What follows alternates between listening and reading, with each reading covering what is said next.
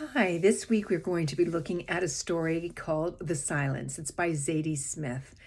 She is British and she really takes a modern approach, considers modern elements, and of course, that's what we're looking at.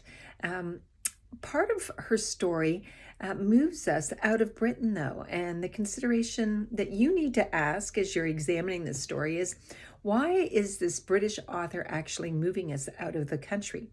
I'm up in my husband's office. He has this map that I wanted you guys to see. I don't know whether you can fully appreciate that everything he's scratched off is where he's been. And he still has some places he wants to go to, but he's been to a lot over here in Europe and Russia and Africa. Well, you guys, I want you to notice that England is right here, okay?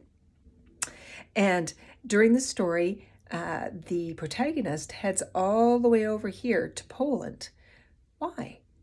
And why has the author taken us outside of Britain to be able to consider some concepts that are important to this story? So that's the first thing I would like you to consider. You guys, we're taking 2 weeks on this story. Why? Because I'd like you to read it and reread it. I would like you to examine the elements based on what we've learned about modernism inside of literature. I want you to maybe step outside yourself. There's some terms that I'm going to explain for you. One of them is postpartum. I put myself through university by working on in a hospital as a nurse's aide. I had no training. I just cleaned up after deliveries. And so I worked on the delivery floor, and postpartum was a real thing.